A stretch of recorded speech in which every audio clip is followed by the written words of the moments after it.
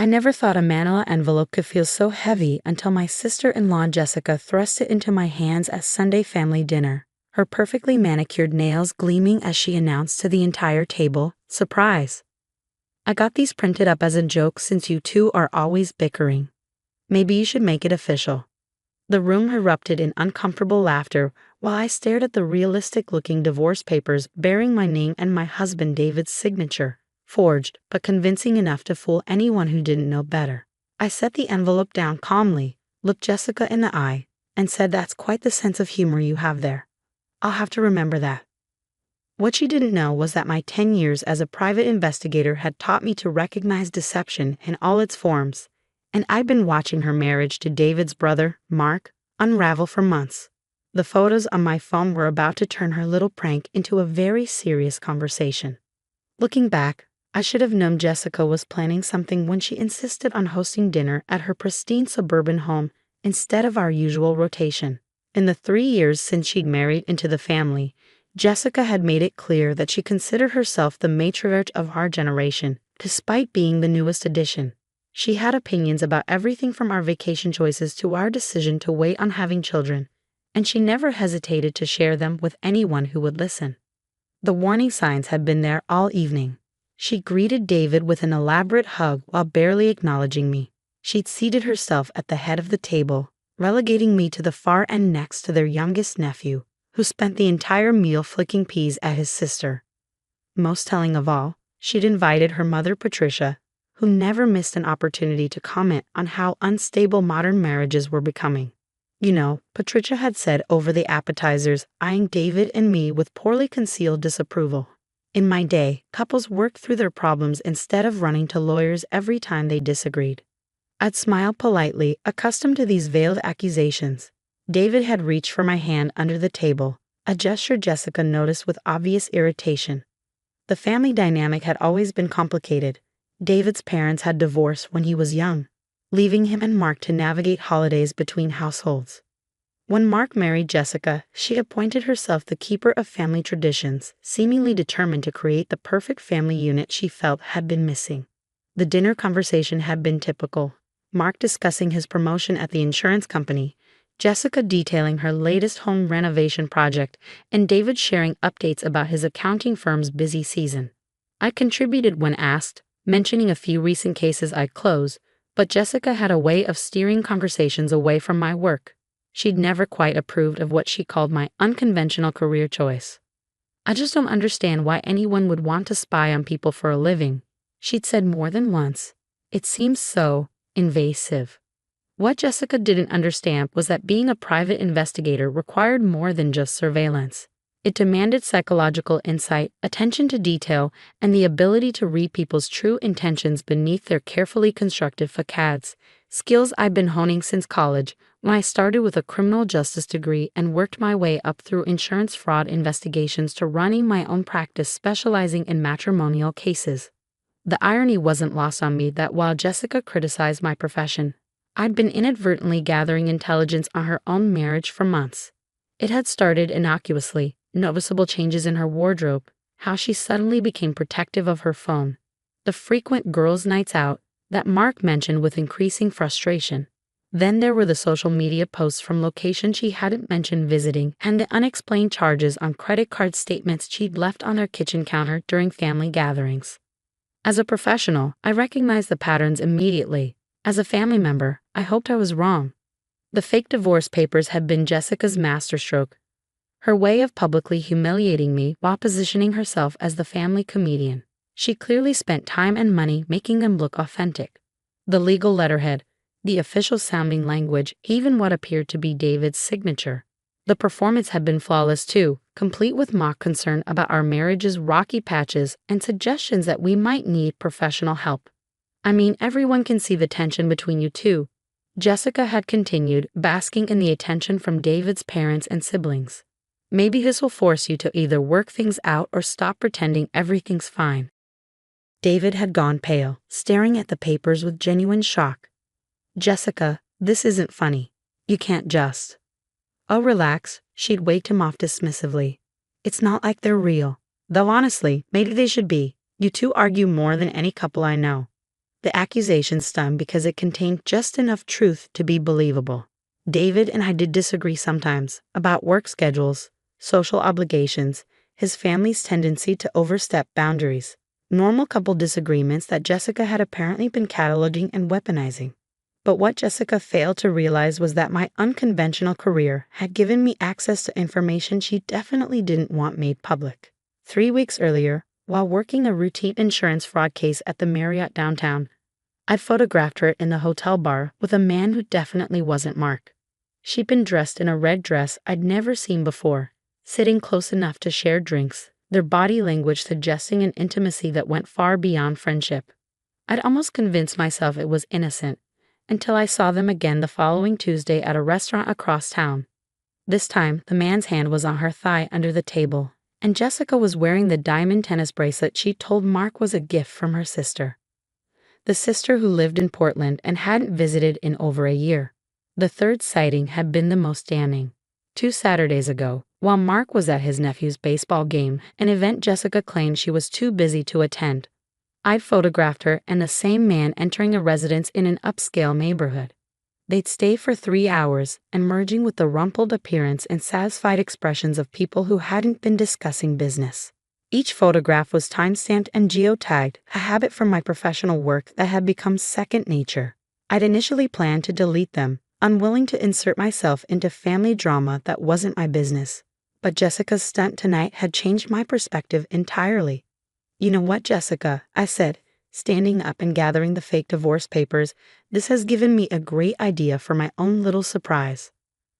Her smile faltered slightly, perhaps sensing something in my tone that suggested her joke hadn't landed quite the way she'd intended. "What do you mean?" Mark asked, looking confused by the sudden shift in atmosphere.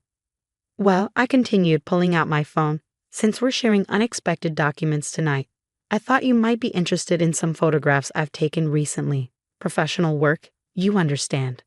Jessica's face went pale. "What photographs?" "Oh, just some surveillance shots from a few cases I've been working on. Nothing too dramatic." I swiped through my phone deliberately, letting her see glimpses of the screen without revealing the contents. Though I have to say, some people really don't realize how often they're being watched. Take this hotel bar downtown, for instance. The silence at the table was deafening. Jessica's mother, Patricia, was still clutching her wine glass, confused by the sudden tension. Mark was looking between his wife and me with growing alarm. David had set down his fork, recognizing my professional demeanor. "I'm not sure what you're implying," Jessica said, her voice tight with barely controlled panic. "I'm not implying anything," I replied calmly.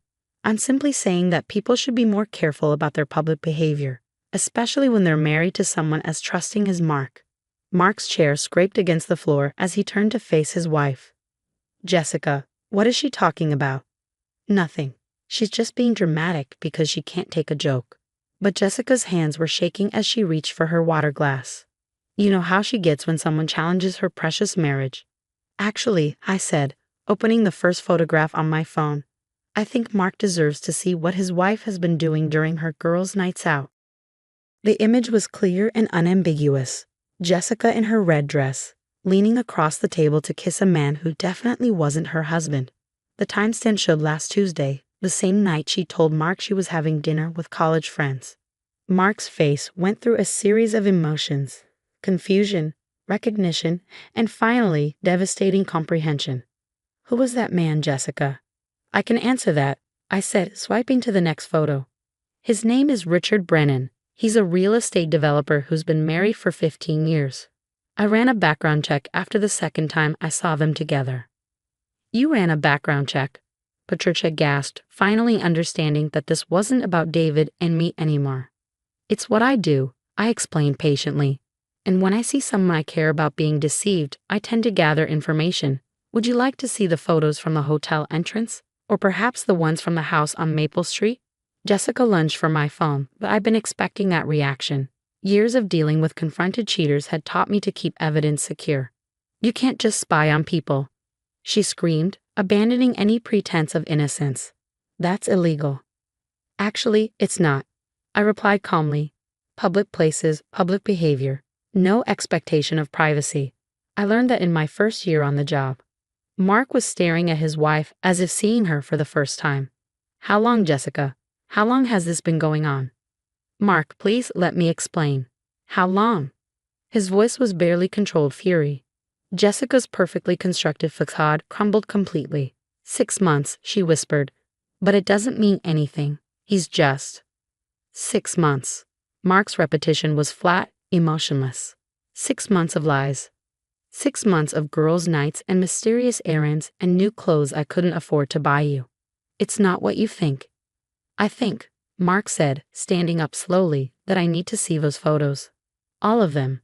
I looked at Jessica, giving her one last chance to salvage something from the wreckage she created.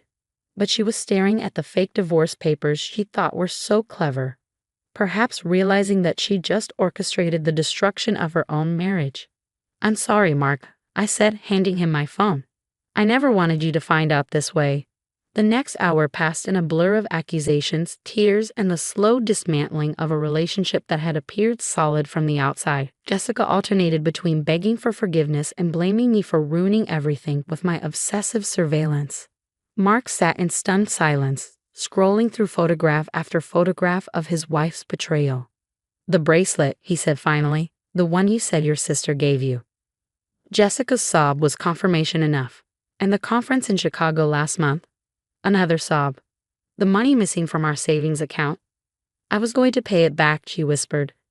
David had moved to sit beside his brother, offering quiet support while their parents tried to process what they'd witnessed. Patricia kept muttering about family dignity and private matters, clearly struggling to reconcile her daughter-in-law's public humiliation with her own sense of propriety. I think, I said quietly, that David and I should go home now. But Mark shook his head. No, you've been honest with me when no one else would, when my own wife wouldn't. He looked at Jessica with something approaching disgust. Did you really think this was funny, making a joke about divorce while you were actively destroying our marriage?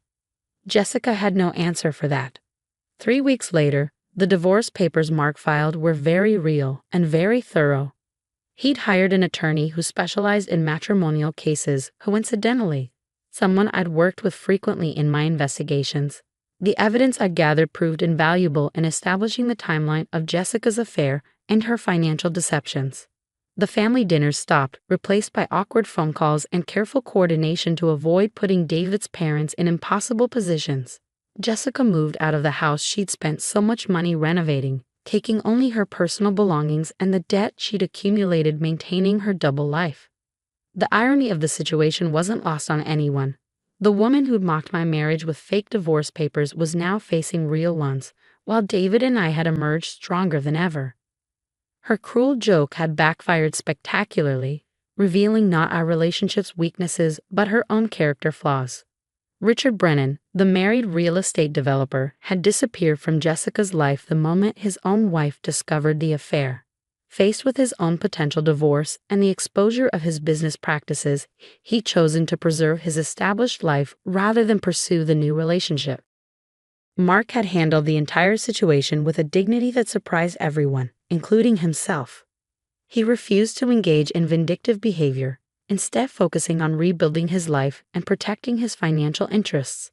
The house sold quickly, and he moved into a downtown condo that better suited his new single lifestyle. I should thank you, he told me at David's birthday dinner last month. If you hadn't been paying attention, I might have wasted years wondering why my marriage was falling apart. I just wish I'd said something sooner, I replied.